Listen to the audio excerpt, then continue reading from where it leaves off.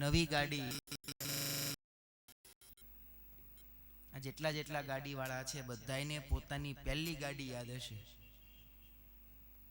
અત્યારે મેં કીધું તે યાદ આવી ગાડી લાવ્યા હતા, આ નંબર હતો. પછી ભલે બીજી 50 બદલી નાખી હોય, અત્યારે ભલે બીજી 5 હોય, પહેલી વાર જે ગાડી લીધી હોય એ યાદ હોય. બહુ ટાઈમ થી ઈચ્છા હોય પહેલી વહેલી ગાડી ઘરના આંગણામાં આવીને ઊભી રહે, પૂજન થાય, ઠાકોરજીને બેસાડે, પહેલી વાર પોતે ગાડીમાં બેસે, પોતાના પત્નીને પોતાના બાળકોને ગાડીમાં બેસાડી દર્શને સગા સંબંધોમાં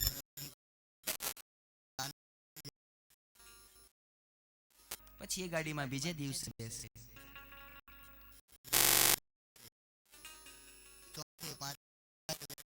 જે આનંદ આવ્યો હતો તો આનંદ એમાંથી મળતો રસ ઘટતો જાય. ઇકોનોમિક્સમાં જેને મારી સ્ટેપ બાય સ્ટેપ, એકલી ગાડીની વાત નથી, જેટલી વસ્તુ યાદ આવે યાદ કરતા જાઓ. દરેક વસ્તુ શરૂઆતમાં પરમ સુખદાયી લાગે છે, પણ જેમ જેમ જેમ જેમ જેમ જેમ એને ભોગવતા જઈએ તેમ તેમ એમાંથી મળતું સુખ, એમાંથી મળતો આનંદ છે. એક દિવસ એવો આવે, એની એ જ ગાડી 2 વર્ષ થયા હોય પછી હાડુભાઈ માગવા આવે ને હાળો માગવા આવે ને બનેવી માગવા આવે, સંબંધમાં ના પાડી શકતા ન હોઈએ, લઈ જાય, ક્યાંક લીટો પાડીને આવે, પૂરું પેટ્રોલે પુરાવીને આપે નહીં, હાવ રિઝર્વમાં પાછી આપી જાય, બાજુ પાડ્યા હોય, ત્યારે પછી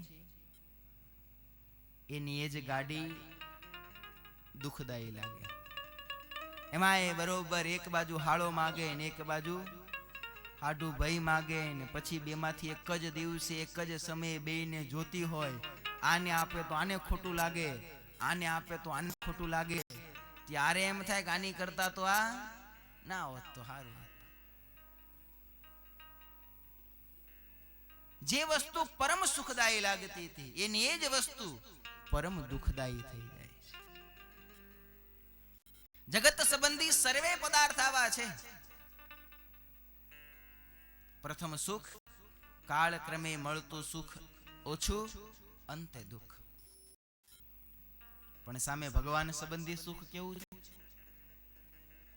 એ જેમ જેમ ભોગવે એમ એમ એમાંથી નવો ને નવો આનંદ, નવું ને નવું સુખ એમાંથી એને પ્રાપ્ત થાય છે. એક માળા કરે જે આનંદ આવે એના કરતા 5 માળા કરે તો આનંદ વધે કે ઘટે? 1 કલાક ભગવત કથાનું શ્રવણ કરે એની કરતા 1 દિવસ શ્રવણ કરે, આનંદ વધે કે ઘટે? વધે. ભગવાન સંબંધી જે પદાર્થ છે જેમ જેમ વધુ ને વધુ ભોગવતો જાય છે તેમ તેમ એમાંથી મળતો રસ અને આનંદ ઘટવાના બદલે વધતો જ જાય છે, વધતો જ જાય છે, વધતો જ જાય છે. એનાથી કદી જીવાત્માને તૃપ્તિ થતી જ નથી, એનાથી કદી એ પૂર્ણ થતો જ નથી.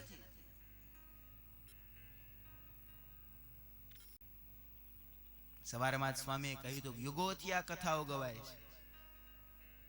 તુલસીદાસજી જે રામાયણ લખવાનો પ્રારંભ કર્યો, તુલસીદાસજીએ લખ્યું કે આ કથાઓ અનંત વાર ગવાઈ ચૂકી છે, તદપી કહા વિનુ રહા ન કોઈ.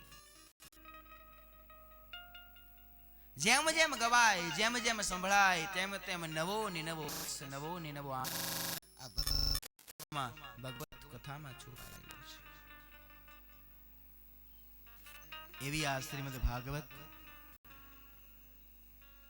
એના 5મ સ્કંદની કથાને શુકદેવજી મહારાજ પૂર્ણ કરી. 5મ સ્કંદના સારરૂપ આસક્તિ રહિત જીવન એ જ ભગવત નો સહજ માર્ગ છે એમ કહી 6મ સ્કંદ તરફ આગળ વધે છે. 6ઠા સ્કંદમાં 19 અધ્યાયો છે. છઠ્ઠો સ્કંદ એ પોષણ લીલા છે, ભગવાનનો ડાબો સાહળ.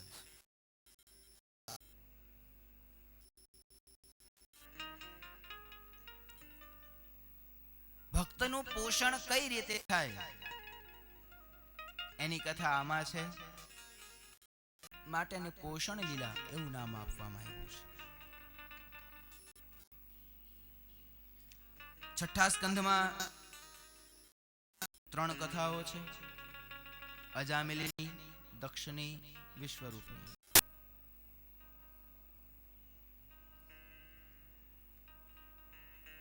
ભગવાન પ્રતાપશાળી છે. ભગવાનની તાકાત, ભગવાનના ઐશ્વર્ય, ભગવાનના ગુણ કે ભગવાનના વિશે કોઈ શંકા નથી. પણ શાસ્ત્ર કહે છે એક તત્વ એવું છે જે ભગવાન કરતા પણ તાકાત વાળું છે, જેનામાં ભગવાન કરતા પણ વધુ શક્તિ છે. ભગવાન ન કરી શકે એવું કાર્ય, એવું શું છે? તો કે ભગવાન કરતા પણ અધિક બળવાન, ભગવાન કરતા પણ અધિક સામર્થ્યવાન, ભગવાન કરતા અધિક તાકાત વાળું નું નામ છે. એ કાર્ય ભગવાન નથી કરી શકતા, એ કાર્ય ભગવાનનું નામ કરે.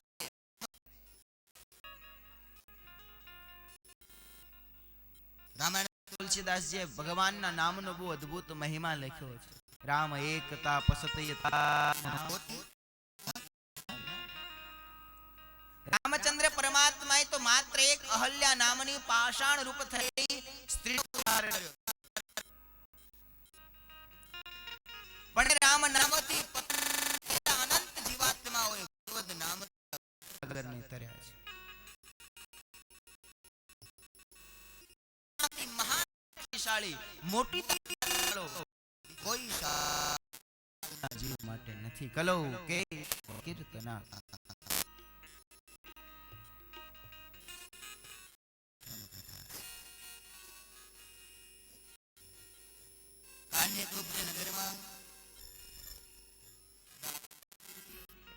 અજામિલ નામે એક બ્રાહ્મણ રહેતો હતો. અજામિલ જન્મથી તો બ્રાહ્મણ હતો.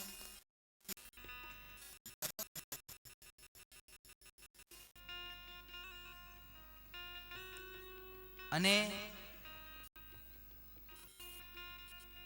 જન્મથી મનુષ્ય ઉત્તમ કે હીન જન્મે નવ હીન માનવ, હીન કર્મે જહીન માનવ.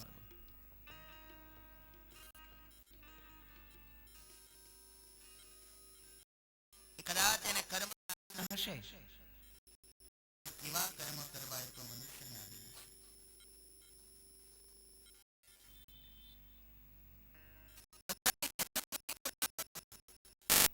પણ કર્મથી મહાન શુદ્ર છે, મહાન પાપી છે. આમ તો અજામિલ બહુ જ્ઞાની હતો, શાસ્ત્રને જાણનાર હતો, વેદોને જાણનારો મહાન વિદ્વાન હતો. પણ એક લંપટ ગણિકા સ્ત્રીની જાળમાં ફસાતા અજામિલ પોતાના સર્વ ધર્મ વિસર્યો છે. દારૂ, વ્યભિચાર, કોઈ વાતની ખામી અજામિલે રાખી નથી. મહાન પાપના ભાર સ્વરૂપ અજામિલ થયો છે. એવો કોઈ પાપ નથી કે જે અજામિલે ન કર્યું હોય, એવું કે જે અજામિલ ન કરતો હોય. અને પાપના માર્ગે એટલો તો આગળ વધ્યો છે, એને ભગવાન સાથે, સત્કર્મ સાથે, ભગવાનના સંત સાથે વેર બાંધ્યો છે.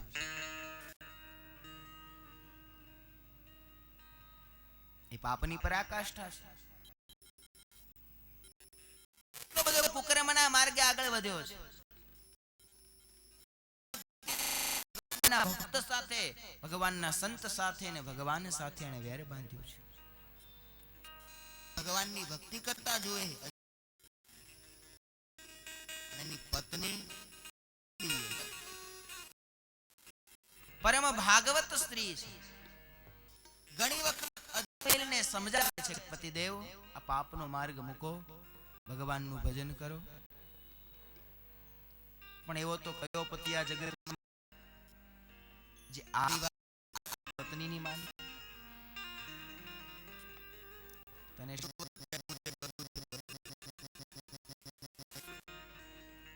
બહુ સમજાવવા છતાં અજામિલ માનતા નથી, પોતાના પાપ કર્મમાં મશગુલ રહે છે.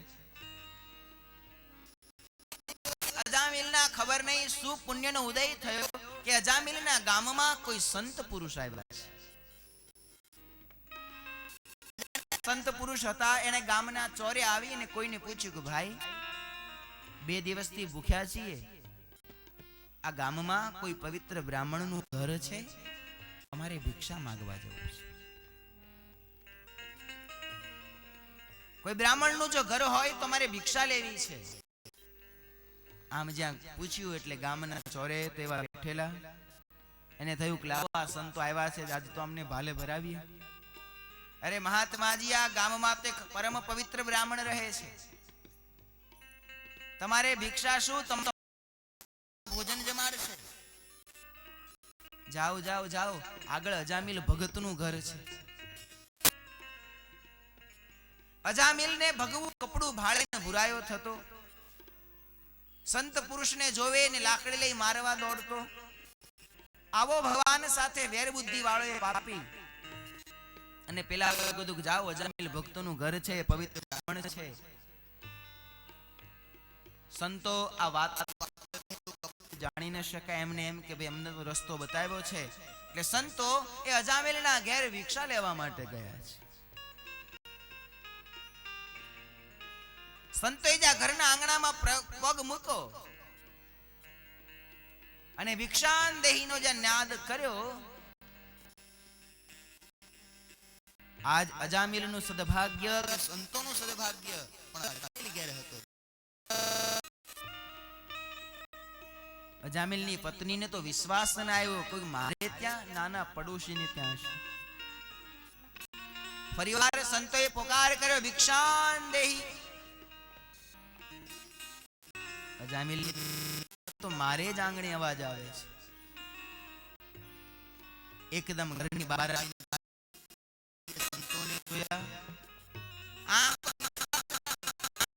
આજ મારા આંગણે સંતો, વર્ષો અજામિલના પાપ, અજામિલના ક્રોધ અને અજામિલના ત્રાસને કારણે આંગણે કોઈ બિચારો ભીખ માંગનારો આવતો નથી.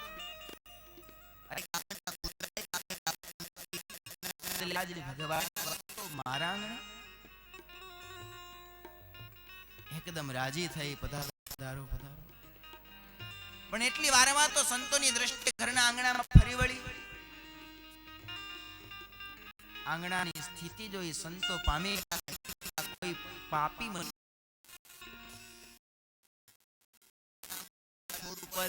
ફૂલ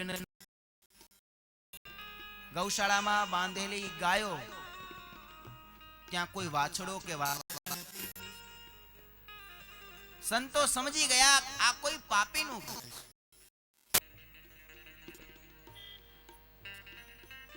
ઉભા રહ્યા, ભિક્ષા માંગી. અજામિલની પત્નીએ મનમાં વિચાર કર્યો, ના પાડી દઉં, પણ ના પાડવાનો જીવ ચાલતો નથી. થયું છે કહો, આટલા વર્ષે આજે મારા આંગણે સંતો આવ્યા છે અને એને હું ભૂખ્યા કાઢું, અને વળી સામેથી મારા આંગણે ભિક્ષા માંગી છે.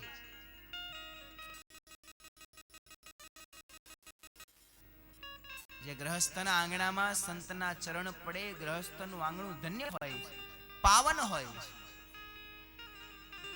મનમાં થયું કે ભગવાને જે ધાર્યું હોય થાય, પણ આજે સંતો આવ્યા છે તો આવો ભિક્ષા તો આપું છું. આમ વિચાર કરી તુરંત ઘરમાંથી લાવી અને સંતોની ભિક્ષા આપી છે. સંતો એ જ આંગણામાં નાનો એવો ચૂલો કરી અને રસોઈ કરવા લાગ્યા છે. સંતો રસોઈ કરવા લાગ્યા છે અને અજામિલની પત્ની થોડી વાર દરવાજો ખોલી શેરીમાં નજર કરે. થોડી વાર થાય ઘરમાં આમ તેમ આટા મારે, હૃદયમાં શાંતિ નથી, ઉદ્વેગ છે કે ક્યાંકથી હમણાં જો આવી જશે, હમણાં જો આવી જશે તો મને તો ભલે ઠપકો આપે, સંતોને માર મારશે. આ ચિંતાથી ચિંતિત થઈ રહી અજામિલની પત્ની આમથી તેમ ઉતાવળે ઉતાવળે જે હરફર કરે છે. સંતો વિચાર કરે કે આને શું થયું છે. પૂછ્યું છે, બેન કેમ આમ કરો છો? કોઈની રાહ જુઓ છો? વારે ને વારે દરવાજે કોઈ મહેમાન આવવાનું છે? બાઈને થયું કે લાવો આજે તો સંતોને સાચું કહી દઉં. હાથ જોડી સંતોના ચરણમાં વંદન કરી પેલી બાઈ કહે છે, મહાત્મન આપને ખબર હોય કે ન હોય, પણ આ કોઈ પવિત્ર બ્રાહ્મણ કે પુણ્યશાળી જીવાત્માનું ઘર નથી, આ તો પાપના ભાર એવા અજામિલનું ઘર છે. વર્ષો થયા આ ઘરમાં કોઈ સંત પુરુષના પગલા થયા નથી. મારો પતિ મહાન કુકર્મનો કરનારો છે, પાપ કર્મનો કરનારો છે. હું એને ઘણું સમજાવું છું, પાપના માર્ગને મારા પતિ મુકતા નથી. આજ અનાયાસે તમે મારા આંગણે આવ્યા, મારા હૃદયમાં ભાવ જાગ્યો, હું આપને ના ન કહી શકી, પણ હવે આપ ઉતાવળ કરો, જલ્દી જલ્દી ભિક્ષા જમી આગળ પધારો. મારા પતિ જો આવી જશે તો આપને મારે મારશે, અને મારા આંગણે આજે પુણ્ય કમાવાનો લાહવાના બદલે આજ ફરી પાપનો ભારો બંધાશે. સંતોએ ઘરનું અન્ન તો જમ્યા છે, પણ જતા થયો ઘરનું અન્ન આજ સાધુ પુરુષ જમ્યા હોય, અને એ ઘરનો કોઈ જીવ યમના દ્વારે જાય તો સંતનું એ ઘરમાં અન્ન ખાધેલું લાજે. ભલે પાપી હોય તો શું થયું, પણ કંઈક એવો ઉપાય કરીએ કે સહેજે સહેજે પાપથી મુક્ત બને, સહેજે સહેજે એ ભગવાનના ધામને પામે. આવો વિચાર મેની પત્ની ઉપર, અમે તો જઈએ છીએ પણ અમારી એક વાત તું માનજે. બોલો મહાત્મન, શું આજ્ઞા? દેવી, હવે તારે ઘેર જે સંતાનનો જન્મ થાય, અમારા તને પુત્ર જ થશે. હવે તારા થકી જે પુત્રનો જન્મ થાય, દીકરાનું નામ તું નારાયણ પાડજે, આટલું વચન અમારું તું માનજે. અજામિલની પત્ની વિચારમાં પડી કે ઋષિવર, મારા દીકરાનું નામ નારાયણ પાડું એથી શું ફેર પડવાનું છે? મહાત્મા કે શું ફેર પડશે એ અમે નથી કહી શકતા, પણ ફેર પડશે જરૂર એટલું કહીએ છીએ. સંતો ત્યાંથી ભિક્ષા લઈ ચાલ્યા ગયા છે. આ બાજુ ઓટલા ઉપર જે બેઠા તેમ હતું કે હમણાં પેલો અજામિલ મારી સંતોને કાઢી મૂકશે, પણ સંતો તો ભિક્ષા લઈ તૃપ્ત થઈ આશીર્વાદ આપી ત્યાંથી નીકળ્યા. અને સાંજે જે અજામિલ ગામમાં પાછો આવ્યો એટલે પેલા બેઠા તેને કહો, અજામિલ ભગત પધારો પધારો. અજામિલ કેલ્યા, કેમ ગાળો દો છો? હું ને વળી ભગત ક્યારનો થયો? અરે કેમ નહીં, તમારા આંગણે સંતોના પગલા થાય છે, સંતોને ભગત. શું વાત કરો છો? હા, આજે જ તમારે ઘેર કોઈ સંતો આવ્યા હતા. મારા આંગણામાં સાધુ રાડો પાડતો અજામિલ ગયો ઘેર, પોતાની પત્નીને ખૂબ ઠપકો આપ્યો છે. ખબરદાર જો બીજી વાર આવા કોઈને ઘરમાં આવ્યા છે.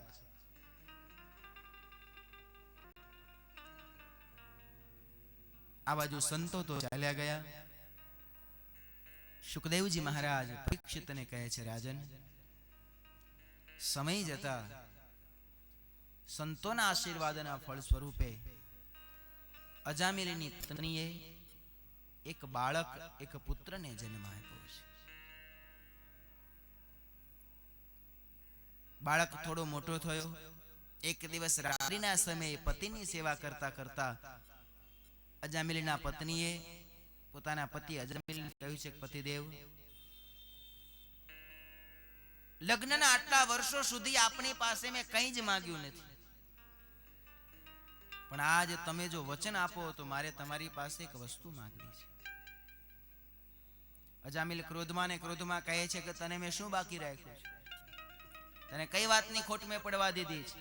વગર માગે તને બધું મળ્યું છે. નહીં પતિદેવ, પણ આજ મારે માગવું છે. તમે જો વચન આપો તો હું માગું. અજામિલે વચન આપ્યું છે કે તું માગ, તું જે માગીશ તે હું આપીશ.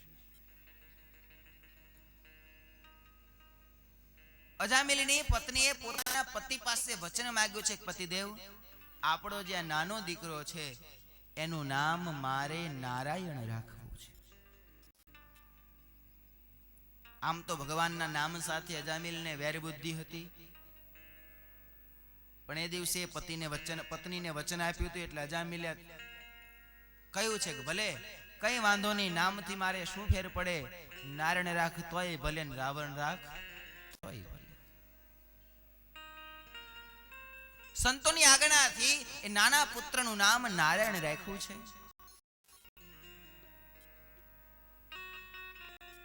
અને ધીમે ધીમે સમય વીતતો ચાલ્યો છે.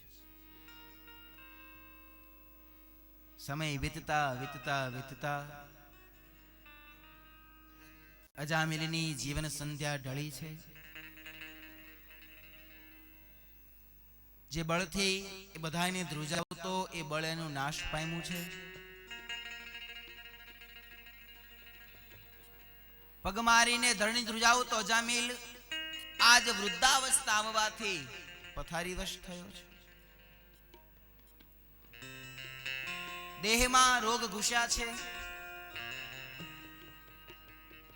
નથી હાલી શકતો, નથી ચાલી શકતો. પથારીમાં જ દેહની સર્વે ક્રિયાઓ થાય છે.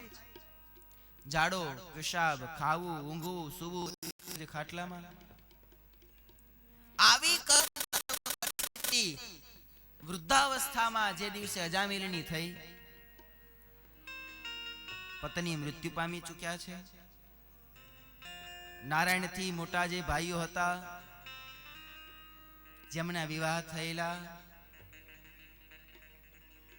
બધાએ કહ્યું છે કે અમે કઈ આવી સેવા કરવા માટે પરણીને આવ્યા નથી. આ રોજ તમારા બાપ પથારી કાઢે, એનો ઝાડો પેશાબ સાફ કરવો એવું અમારાથી નહીં થાય. મોટા પુત્રો બધા એક પછી એક ઘર છોડી છોડી જવા લાગ્યા છે. અને ઘરમાં હવે માત્ર એક નાનો દીકરો નારાયણ અને વૃદ્ધ રોગી પથારી વશ થયેલો અજામિલ બચ્યો છે.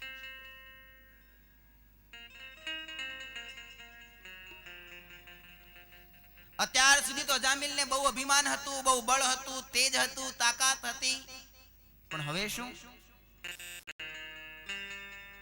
પરાધીન અજામિલનું જીવન થયું છે. પોતે જાતે કંઈ કરી શકતા નથી. પાણી પીવું હોય તો પણ કોઈકને કહેવું પડે કે બેટા મને પાણી પા. ઘરમાં બીજું તો નારાયણ જ પિતા અજામિલની ભાવથી પ્રેમથી સેવા કરે છે. જેમ જેમ પિતા પુત્રનું સામીપ્ય વધતું ગયું તેમ તેમ અજામિલની એ સ્થિતિ થઈ કે બસ અજામિલ સમગ્ર જીવન પોતાના પુત્ર આધારિત થઈ ગયું. પાણી પીવું હોય તો પણ બૂમ પાડે કે બેટા નારાયણ મને પાણી આપજે. નારાયણ દોડતો દોડતો આવે, પોતાના પિતાને ભાવથી પાણી પીવડાવે. ઝાડો પેશાબ થયો હોય, પથારી વસ્ત્રો બગડ્યા હોય, નારાયણ જ પોતાના પિતાના વસ્ત્રો બદલે, પિતાની સેવા કરે. એક એક કાર્ય પિતાનું આજ નારાયણ સંભાળે છે. એમને દવા આપવી, ભોજન કરાવવું, બધી જ પિતાની સેવા આજે નારાયણ કરી રહ્યા છે. અને અજામિલનું જીવન તો હવે બસ પુત્રમય થયું. કંઈ પણ જરૂર પડે એટલે એક જ બૂમ પાડે કે બેટા નારાયણ ખાવાનું આપજે, બેટા નારાયણ મને પાણી આપજે, બેટા નારાયણ મારી દવા મને આપજે, બેટા નારાયણ મને ગોદડું ઓઢાડજે, બેટા નારાયણ અમારી પથારી સાફ કરજે. અને આમ રીબાતા પરાધીન વશ અજામિલ જ્યાં પોતાનું જીવન ગુજારી રહ્યો છે એ જ સમયે અજામિલનું આયખું પૂર્ણ થયું છે. દેહના દીવામાં આત્મનું તેલ ખૂટ્યું છે. અજામિલના કાળનો, અજામિલના મૃત્યુનો દિવસ આવ્યો છે.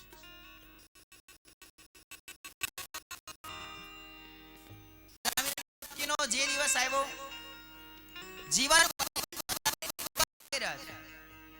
એક પણ સત્કર્મ કર્યું નથી, એક પણ પુણ્ય કર્મ કર્યું નથી. અરે અજાણતાએ કોઈને પુણ્યમાં સાથ આપ્યો નથી. આવા પાપના ભારરૂપ એ અજામિલનો જે દિવસ અંતકાળ આવ્યો, અજામિલને લેવા માટે, એના દેહમાંથી પ્રાણને લઈ જવા માટે એમના ભયંકર દૂતો હાથમાં યમ પાશ લઈ, શસ્ત્રો લઈ, વિકરાળ દેહ અને વિકરાળ વેશવાળા યમદૂતો અજામિલના ખાટલા તરફ આવી રહ્યા છે. આજે પોતાના કાળરૂપ, પોતાના પ્રાણના ત્યાગરૂપ એ યમદૂતોને જ્યાં પોતાની તરફ આવતા જોયા, આજ કાળ અજામિલનો છે, મૃત્યુ અજામિલનું છે. અજામિલને પોતાના પ્રાણ લેવા માટે આવી રહેલા યમદૂતો દેખાયા છે. અજામિલ ગભરાયો છે. એવો વિકરાળ યમદૂતોનો વેશ, એવી ભયંકર એમનું સ્વરૂપ છે. એમને જોઈને અજામિલ ગભરાવા લાગ્યો છે. હવે એનું મૃત્યુ હતું એટલે અજામિલને યમદૂતો પોતાના ખાટલા તરફ હાથમાં વિચિત્ર મહાન શસ્ત્રો લઈને આવતા જોયા. અજામિલ ગભરાયો. બચાવો, બચાવો, કોઈ મને બચાવો, આમ બૂમો પાડવા લાગ્યો. ઘરમાં બીજું તો કોઈ હતું નહીં, દીકરો એક માત્ર હતો. નારાયણ ક્યાંક થોડોક દૂર હશે, આજ કોઈ મને બચાવો એમ બૂમો પાડે. પણ મૃત્યુથી જીવને ભગવાન વિના કોઈ બચાવી શકે. જે દિવસે મૃત્યુ આવે છે તે દિવસે જીવને બચાવનારો આ સંસારમાં કોઈ હોતું નથી. યમદૂતો આમ નજીક નજીક આવતા જાય. અજામિલ ધ્રુજવા લાગ્યો છે. ડરના મારે આંખમાંથી આંસુડા પડ્યા છે. કોઈ દોડો, મને બચાવો. અજામિલને બચાવવા કોઈ આવતું નથી. યમદૂતો જ્યાં સાવ નજીક આવ્યા, અજામિલથી રહેવાયું નહીં. આવી, બેટા નારાયણ દોડજે, બેટા નારાયણ મને બચાવજે, ધાજે નારાયણ ધાજે. આમ જે અજામિલે પુકાર કર્યો, ત્યાં તો એનો પુત્ર નારાયણ આવે કે ના આવે એ પહેલા તો વૈકુંઠમાંથી ભગવાન વિષ્ણુના શ્વેતાંબરી પાર્ષદો વિમાન લઈ અને અજામિલના ખાટલા પાસે દૂતોનું ટોળું ઊભું છે. આ બાજુ ભગવાન વિષ્ણુના પાર્ષદો ઊભા છે. પથારીમાં પડ્યો પડ્યો અજામિલા બંનેને જોઈ રહ્યો છે. અજામિલના ખાટલા પાસે દીકરો નારાયણ આવીને બેઠો છે. પિતાનો હાથ પોતાના હાથમાં લઈ બેઠો છે. પિતાજી શું છે, પિતાજી શું છે? પણ અજામિલ કાંઈ બોલી શકતો નથી. એની આંખો સામે ને ત્રાદ્રશ્ય દ્રશ્ય દેખાય છે. એક બાજુ યમના દૂતો ને એક બાજુ ભગવાન વિષ્ણુના શ્વેતાંબર ધારી વિમાન લઈ આવે ઊભા છે. ભગવાનના પાર્ષદો અને યમદૂતો વચ્ચે ત્યાં સંવાદ. યમદૂતો કહે છે, ભગવાનના પાર્ષદો આપ અહીં સાથી આવ્યા? અજામિલને ભગવાનના ધામમાં લઈ જવા આવ્યા છે. યમદૂતો હસવા લાગ્યા. ભાઈ, તમારી ભૂલ થાય છે. અજામિલનું કાળનું ચીઠું તો અમારી પાસે છે. જીવન પર્યંત આણે પાપ કર્યા છે ને પાપની સજા રૂપ નરકમાં લઈ જવા માટે અમે. પાર્ષદો કહે છે, વાત તમારી સાચી. અજામિલ નરકનો જ અધિકારી હતો, એ નરકના જ જવાનો હતો. પણ હમણાં જ અજામિલે પુકાર કર્યો કે દોડજે નારાયણ દોડજે, નારાયણ બચાવજે. અને માટે ભગવાન નારાયણે અમને મોકલ્યા છે. યમદૂતો હસવા લાગ્યા. કરે તમને ભગવાન નારાયણને નહીં, એ તો એના છોકરા નારાયણને બોલાવતો. ભગવાન પાર્ષદો કહે છે, ભલે ગમે તેને બોલાવતો હોય, પણ ભગવાનને એવું લાગ્યું કે મને બોલાવે છે ને માટે ભગવાને અમને મોકલ્યા છે. હવે તો અજામિલને મેં ભગવાનના ધામમાં જ લઈ જઈશું. ભગવાનના પાર્ષદો અને યમદૂતો વચ્ચે ત્યાં સંવાદ વિવાદ, છેલ્લે લડાઈ પણ થઈ છે. યમરાજ પાસે બધી બાબત ગઈ છે અને છેલ્લે એ અજામિલના પાપી જીવાત્મા હોવા છતાં અંતકાળે જો મુખમાં ભગવાનનું નામ આવ્યું, તે અજામિલ દિવ્ય દેહ ધારણ કરી દેવપદને પામી ભગવાનના પાર્ષદોના લાવેલા વિમાનમાં બેસી. સુખદેવજી મહારાજ કહે છે, રાજન, એ મહાન પાપી અજામિલ ભગવાનના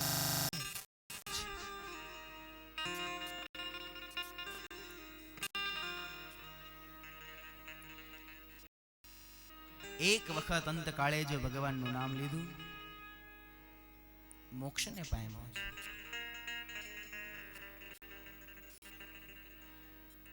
નારાયણનું નામ જ લેતા,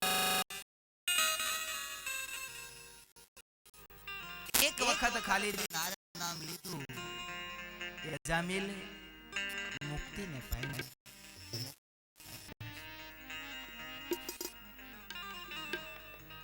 ભગવાનનું નામ બહુ તાકાત વાળું છે.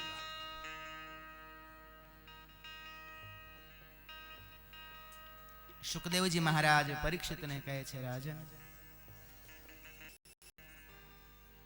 જીવન પર્યંત પાપ કર્મનો કરનારો અજામિલ અંતકાળે જો ભગવાનના નામને લે છે, મોક્ષ પદને પામે છે. અજામિલને તો ખબર પણ નહોતી કે હું જેનું નામ લઉં છું એ ભગવાનનું નામ છે. એ તો પોતાના પુત્રને જ પોકારતો હતો.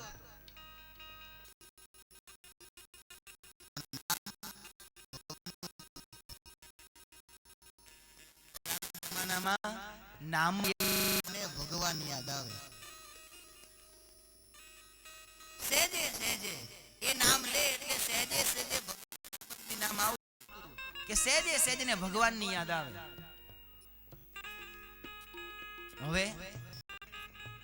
હવે તો નામ જ એવા વિચિત્ર હોય છે કે આમાં ખબર જ ન પડે આ ભાઈનું હશે કે બાઈનું, એ જ નક્કી ન થાય. પૂછવું પડે કે ભાઈ તમારા બાબાનું નામ કે તમારી બેબીનું નામ.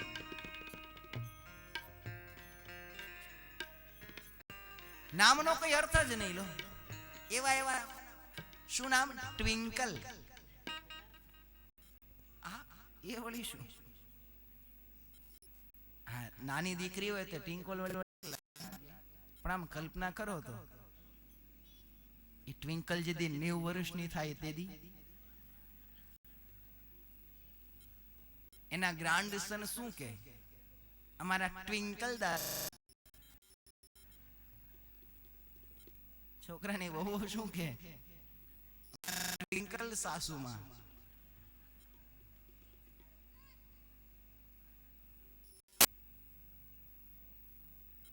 ભગવાનનું નામ બહુ તાકાત વાળું છે. જેને જેને ભગવાનનું નામ લીધું છે આ ભવસાગર ને તર્યા છે. સહેજે સહેજે. શાસ્ત્ર કહે છે ભગવાનનું નામ કેવું છે,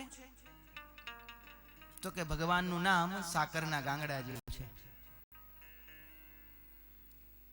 સાકરનો ગાંગડો હોય, જૂના જમાનામાં મોટા ગાંગડા આવતા, એ ગાંગડાને કોઈ તોડી ઉપરથી કણકી ચાખે તો એને કેવી લાગે? ગળી. કોઈ નીચેથી ખાય તો ગળી, ડાબી બાજુથી ખાય તો ગળ્યું, જમણી બાજુથી ખાય તોય ગળ્યું.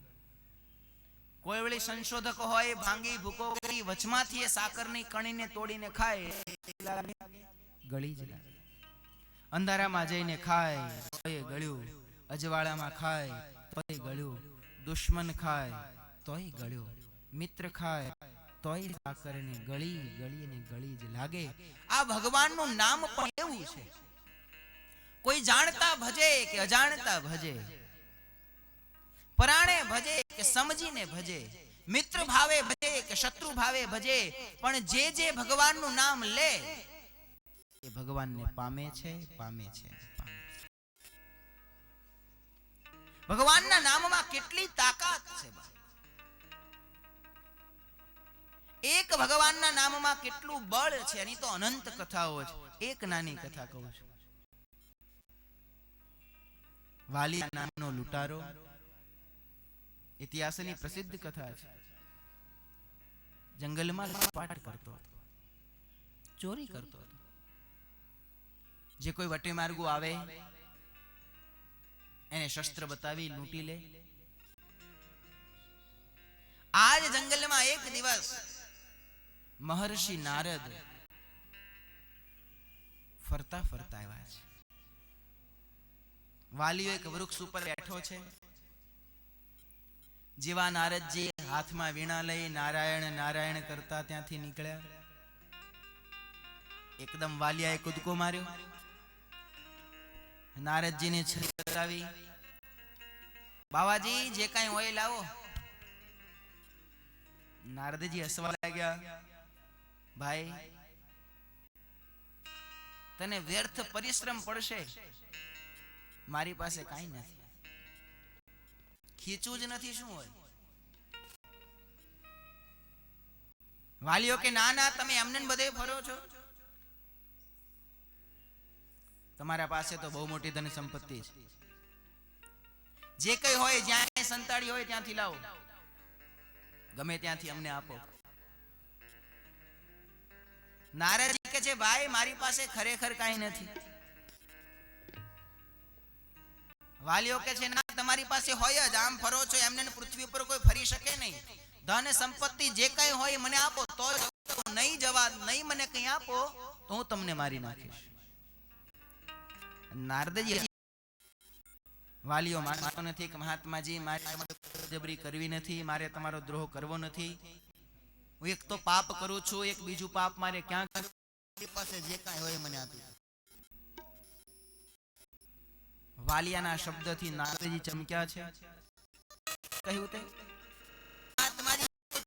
પાપ કરું ને મારે બીજું પાપ ક્યાં કરું? નારદજી કે ભલા માણસ તને ખબર, વાલીઓ ખબર છે હું આ પાપ કરું છું, કરે છે તો શું કામ કરે? વાલીઓ કે મહાત્માજી શું કરું, મારા કુટુંબના ભરણ પોષણ માટે બીજું કઈ સાધન મારી પાસે છે નહીં, ચોરી લૂંટફાટ કરી જે કાંઈ ધન સંપત્તિ મળે છે એના દ્વારા મારા કુટુંબનું ભરણ પોષણ કરું છું. નારદજીએ બહુ જ પ્રશ્ન વાલિયાને તે દિવસે કર્યો તો કે વાલિયા, તારા કુટુંબના ભરણ પોષણ માટે પાપ કરે છે, પાપના ફળ સ્વરૂપે મળતી ધન સંપત્તિમાંથી તારું એનું પાલન પોષણ થાય છે, તો આ પાપમાં તારા કુટુંબના સગાવાલા ભાગીદાર ખરા? વાલીઓ હસતા હસતા કે મહાત્માજી હોય જ ને, એમાં શું નવાય છે, એમના માટે તો આ બધું કરું છું. ત્યારે નારદજી કહે છે, તું જઈને પૂછી. વાલીઓ કહે છે, મહાત્માજી હું પૂછવા, તમે ભાગી જાવ તો? વિચાર કરો, નારદજીના મનમાં એક જીવને સાચા માર્ગે વાળવાની કેટલી તરસ. નારદજી કહે છે, કામ કર, આ ઝાડ સાથે તું મને બાંધી દે અને ઘેર જઈને પૂછીએ. એક જીવાત્માને મુક્ત કરવા માટે નારદજી પોતે બંધાણા. વાલી મનમાં તો એમ જ છે કે ના ના, મહાત્માજીને કોઈ હોય નહીં એટલે શું ખબર પડે, બાકી મારા હાચા હાગા તો આ બધા છે. વાલીઓ ઘેર આવ્યો છે, ઘરના આંગણામાં એના વૃદ્ધ પિતા બેઠા છે. વાલિયાને વહેલો આવેલો જાણી પિતાએ પૂછ્યું છે, કેમ બેટા આજે વહેલો આવ્યો, કોઈ મોટો દલ્લો અગાઉથી મળી ગયો? અરે ના પિતાજી, એક ગાંડો બાવો આવ્યો છે.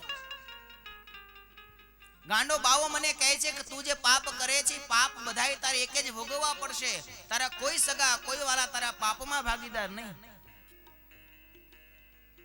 પિતાજી છે, મેં બહુ કીધું કે ના ના, મારા બધાય સગાવાલા મારા છે, મારા પાપમાં ભાગીદાર છે. પાસે પૂછવા આવ્યો છું કે હું જે પાપ કરી, જે ધન સંપત્તિ કમાઈને લાવું છું, એના વડે કરી તમારા સર્વેનું ભરણ પોષણ કરું છું, તો એ પાપનું ફળ ભોગવવામાં આપ ભાગીદાર ખરા? ત્યારે વાલિયાના પિતાએ ના પાડી છે, ના હો બેટા, એ તો તારું કર્યું તું ભોગવ. મનમાં તેમ હતું કે નહીં, આ બધા મારા ભાગીદાર છે, પણ આ જો હા પાડી નહીં. પોતાની માતા પાસે ગયો, માતાએ ના પાડી, દીકરીએ ના પાડી, છેલ્લે રસોડામાં ગયો, એને એમ હતું કે એ તો મારી અર્ધાંગીની છે, એ તો મને ના નહીં પાડે. પોતાની પત્નીને પૂછ્યું છે કે હું જે પાપ કર્મ કરી તમારું ભરણ પોષણ કરું છું, એ પાપના ફળમાં તમે ભાગીદાર ખરા? પત્નીએ પણ ના પાડે છે કે ના, તમારા કરેલા તો તમે ભોગવો. વાલિયાને ફૂંક વાગી ગઈ છે. મેં સવારમાં જ કહ્યું હતું કે જીવનને બદલવા માટે જીવનના રાહોને બદલવા માટે એક શબ્દ, એક ઘટના, એક પ્રસંગ, એક નજર પૂરતી હોય છે. જે દિવસે એકાદ શબ્દ હૃદયને સ્પર્શી જાય, જે દિવસે એકાદી ઘટના જીવનને અડી જાય, માણસનું જીવન બદલી નાખે. આજ કુટુંબના સર્વે સભ્યોએ જ્યારે ના પાડી, વાલિયાની આંખ ઉઘડી છે. દોડતો દોડતો આવ્યો છે નારદજી પાસે, નારદજીના ચરણમાં પડ્યો છે. મુનિવર મને માફ કરો, હવે તો આપ જેમ કહો એમ મારે કરવું છે. નારદજી કહે છે બસ આ વૃક્ષ નીચે બેસી જા, તને એક મંત્ર આપું છું, મંત્રનો જાપ કર. બોલો હું શું કરું? આ વૃક્ષ નીચે બેસી રામ રામ રામ. વાલીઓ કે મહાત્માજી એવું તો મને ન ફાવે, અને ખરેખર ભક્તજનો ભગવાનનું ભજન કરવું ને બહુ અઘરી વસ્તુ છે. આપણે કરી શકીએ છીએ, આપણને કદાચ સહેલી લાગતી હોય કે ભગવાન, પણ ભગવાનનું નામ લેવું બહુ અઘરું છે. ભગવાનની ભક્તિ કરવી બહુ અઘરી છે, સેવા કરવી બહુ અઘરી છે, સત્સંગ કરવો બહુ અઘરો છે. એ તો જેના પૂર્વના પુણ્ય હોય, જેના ઉપર સંત પુરુષ મહાપુરુષની દયા હોય, જેના ઉપર ભગવાનના આશીર્વાદ હોય, મળે. શાસ્ત્ર કહે છે 3 વસ્તુ દેખાય છે સહેલી, પણ પ્રાપ્ત થવી બહુ અઘરી છે. સેવા, ભક્તિ અને સત્સંગ. આ ત્રણેય સાવ સહેલું દેખાય છે.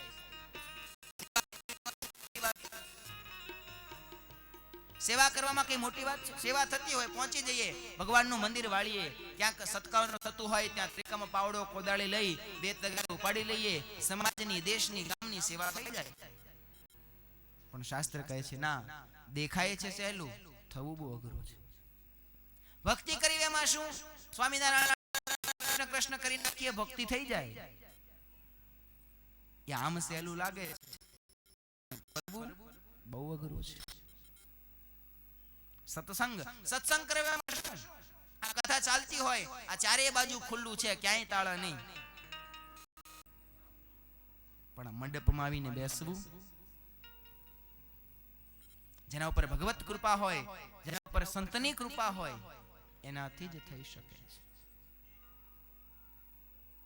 એ વિના અશક્ય છે. કૃષ્ણ પરમાત્મા એક દિવસ પાંડવોને કહ્યું હતું કે હે પાંડવો, સત્કર્મ કરવું એ તો પૂર્વના પુણ્ય હોય તો જ શક્ય બને, બાકી ન બને.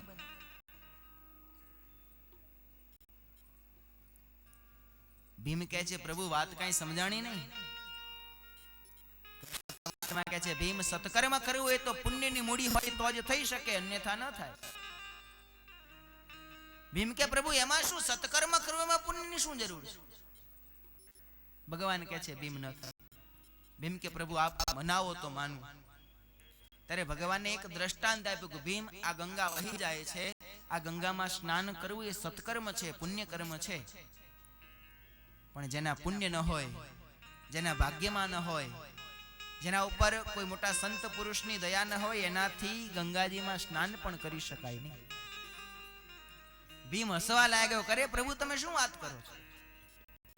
ગંગોત્રીથી નીકળી ભારત વર્ષની ભૂમિને પાવન કરતી ગંગા છે કે ગંગા સાગરમાં જઈને મળે છે. એમાં કેટલાય કાગડા, કૂતરા, ચકલા, કબૂતરા નાય છે. તમે એમ કહો છો કે એમાં ના હોય, એમાં પુણ્યની જરૂર? ભગવાન કે હા ભીમ, પુણ્યની જરૂર છે, એ વિના ન સ્નાન કરી શકે. ભીમ કહે છે પ્રભુ કોણ રોકે? ભગવાન કહે છે ભીમ, એના કર્મ એને રોકે. ભીમ તો અભિમાની હતો, બળવાન હતો. જોઈ લઉં છું પ્રભુ કોણ કાલે મને રોકે છે. બીજે દિવસે સવારે ગદા લઈ પગ પછાડતા સવારના પોરથી ઘાટ ઉપર આમ ત્યાં માટા મારે છે. સ્નાન કરવા આવનાર પૂછે છે યુવરાજ શું થયું, કેમ એટલા બધા ક્રોધિત છો? અરે જોઈ લઉં કોણ મને રોકવા આવે છે. એક ગદાનો પ્રહાર કરી ત્યાં ત્યાં ચૂરો કરી નાખું, જોઉં કોણ મને રોકે છે. સાંજ પડી, ભીમ પ્રભુ પાસે પાછા આવ્યા. આવીને કહે છે પ્રભુ આજ આખો દિવસ કોઈએ મને રોક્યો નહીં. ભગવાન કે ભીમ પણ તું નાયો ખરો? એટલે પ્રભુ એ તો રહી ગયો. વાલીઓ કહે છે નારદજી આવું રામ રામ મને ન ફાવે. કરવું શું? મરા ફાવે? હા, મરા ફાવે. કઈ વાંધો નહીં, મરા કર. અને વાલીઓ વૃક્ષ નીચે મરાનો અવિરત જાપ શરૂ કર્યો. એ મહાન પાપી કુકર્મનો કરનારો યમપુરીનો અધિકારી એ વાલીઓ લૂંટારો માત્ર એક રામ નામના સહારે આ ભારત વર્ષનો મહાન વાલ્મીકી મહર્ષિ બન્યો છે. એ આ ભગવાનના નામનો પ્રતાપ છે. અને કયા પદને રામચંદ્ર પરમાત્મા 14 વર્ષના વનવાસ માટે જ્યારે વનમાં જાય, અનેક ઋષિઓના આશ્રમમાં ફરતા જ્યારે વાલ્મીકી મુનિના આશ્રમમાં રામચંદ્ર પરમાત્મા આવ્યા છે. વાલ્મીકી મુનિને જ્યારે પ્રભુએ જોયા અને ત્યારે અત્યાર સુધી ક્યાંક રામચંદ્ર પરમાત્મા માથું નમાવતા, ક્યાંક હાથ જોડતા, પણ વાલ્મીકી મુનિને જોતા જ રામચંદ્ર પરમાત્માએ મુનિ વાલ્મીકીને દંડવત કર્યા છે.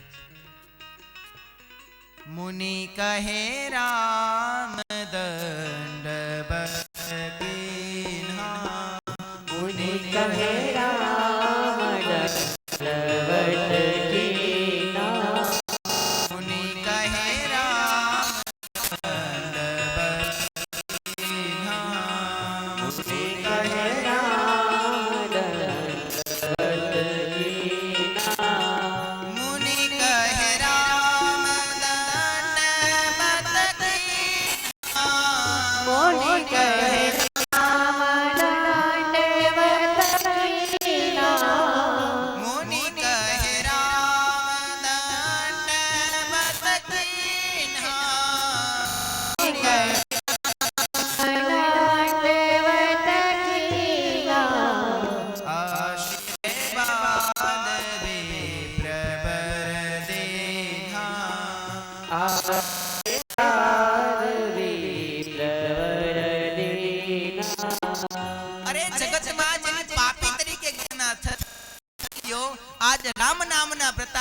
ભગવદ નામના વાલ્મીકી પદને પામ્યા. સ્વયં આશીર્વાદ આપી શકે એટલી તાકાત, એટલો પ્રભાવ, એટલું બળ એનામાં આવ્યું. એકમાત્ર ભગવાનના નામનું છે. ભગવાનના નામમાં અપાર બળ, અપાર તાકાત, અપાર ઓજસ રહે. મહારાજ પરીક્ષિતને કહે છે, રાજા જેણે જેણે ભગવાનનું ભજન કર્યું છે એ ભગવાનની પાયમાં છે. ભાવે કે કભાવે, જાણતા કે અજાણતા ભગવાનનું નામ લેજો.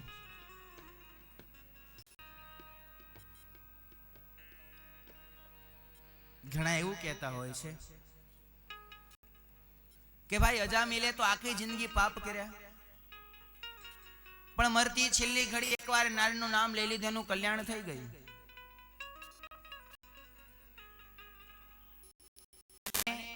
શાસ્ત્રો પણ એમ કહે છે અંતે યામતી સાગતી, અંતકાળે જેવી જેની મતિ હોય એવી એની ગતિ થાય છે.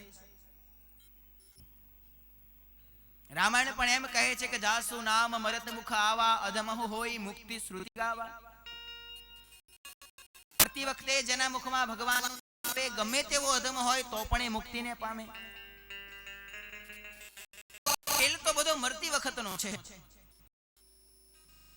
પંચમ સ્કંદમાં કથા છે કે ભરતજીએ જીવન પર્યંત તપ કર્યું, અંતકાળે એક મૃગલામાં મતી રહી તો જીવન પર્યંત પાપ કર્યા, અંતકાળે ભગવાનનું નામ લીધું, ધામને પરમ પદને પામી.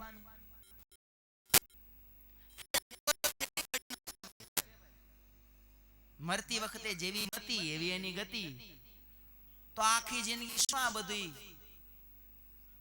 રોજ ઉઠીને મંદિરે જવું, રોજ કથા સાંભળવી અને રોજ ભગવાનની ભક્તિ કરવી, રોજ ધર્મની પાળવા, એની કરતા હે આખી જિંદગી ધુબાકા દઈને જલસા કરીને છેલ્લી ઘડી આવશે ત્યારે એકવાર સ્વામિનારાયણ કહી લેશું તો બેડો પાર નહીં થઈ જાય?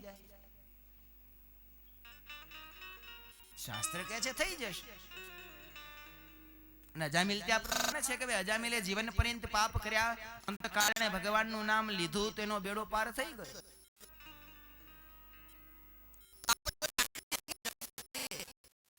અંતકાળ જેદી આવશે તે દિવસે ભગવાનનું ભજન કરી લઈશું તો નહીં ચાલે? ચાલશે. તો પછી આખી જિંદગી ભજન કરવાની જરૂર જ શું છે? આ રોજ ઉઠીને મંદિરે જવું, રોજ પૂજા કરવી, રોજ ધર્મ નિયમ પાળવા, રોજ સત્સંગ કરવો, આ રોજ સાધુની વાતો સાંભળીને રોજ આમ ન કરો ને તેમ ન કરો ને આમ તેમ ન જવાય ને આમ આપો ને તેમ આપો ને આ બધું શું? હે મારશું ને છેલ્લી ઘડીએ બે નામ લઈ લેશું તો બેડો પાર નહીં થાય? શાસ્ત્ર કહેશે થશે. જો અંતકાળે ભજન કરવાથી જીવની મુક્તિ થતી હોય તો પછી જીવન પર્યંત ભજન કરવાની જરૂર છે. જરૂર તો અંતકાળની છે, પણ શાસ્ત્ર કહે છે જરૂર અંતકાળની જ છે. અંતે જેવી મતિ હશે એવી જ એની ગતિ થશે. તો આ બધું શું છે? તમને બહુ જ એક સાદી વાત કહું. તમારા છોકરાઓ સ્કૂલમાં ભણતા હશે, અથવા તો તમે પણ સ્કૂલમાં ભણ્યા છો.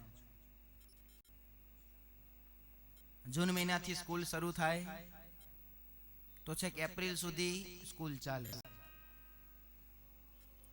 એપ્રિલ મહિનામાં એની પરીક્ષા થાય. એ 3 કલાકનું પેપર હોય. એ 3 કલાકમાં 100 માર્કના પેપરના પ્રશ્નો પૂછાયા હોય. એ 100 માર્કના પ્રશ્નોના જવાબ એ બાળકે લખવાના હોય.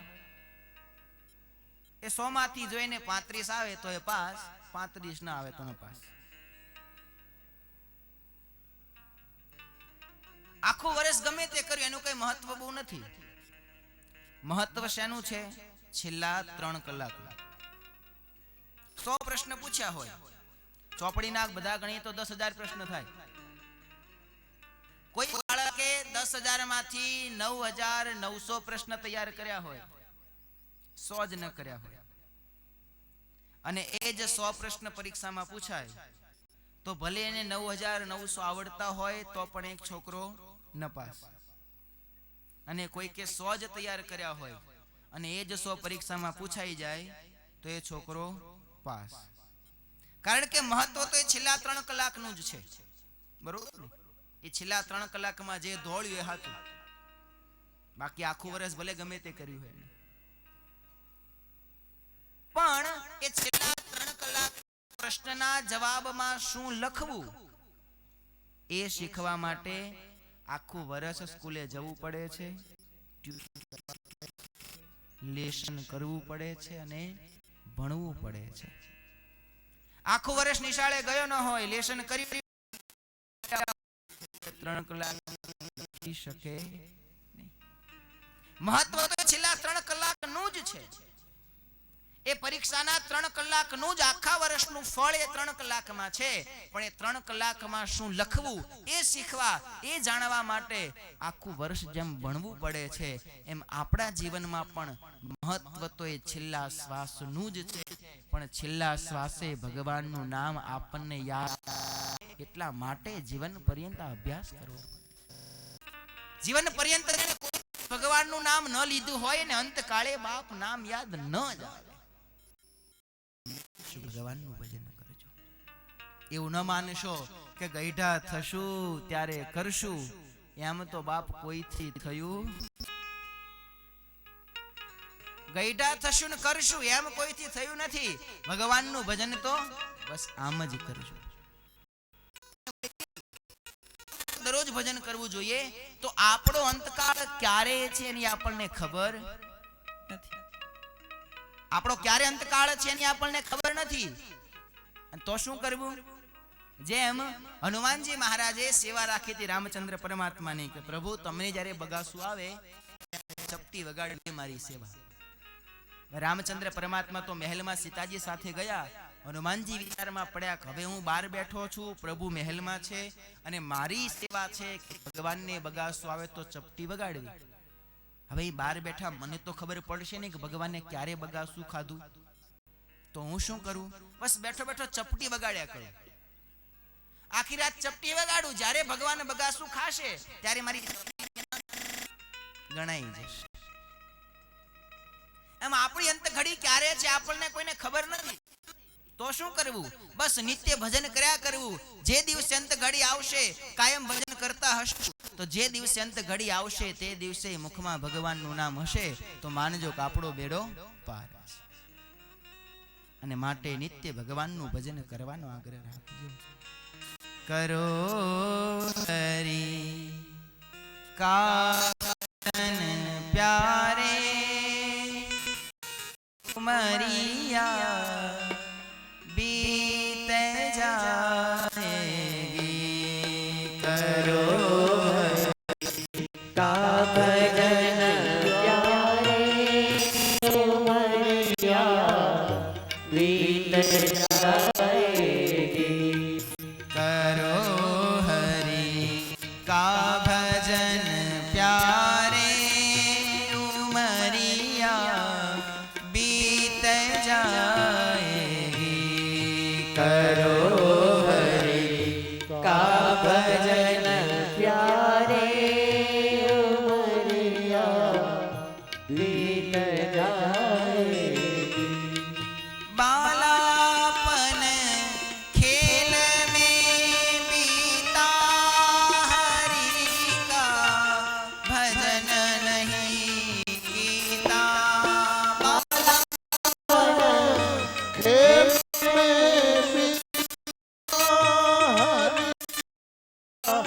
भजन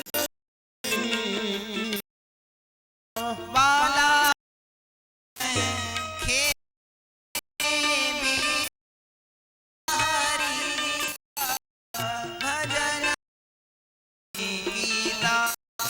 बाला खेल बीता हरि का भजन कीना। का भजन नहीं कीता। अपन या संग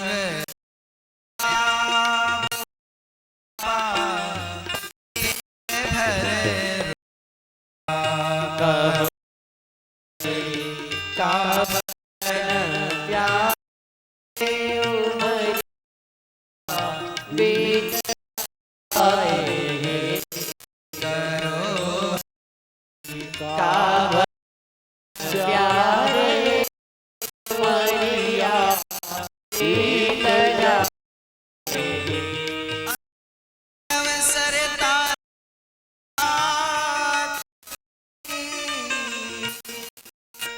झूठे जा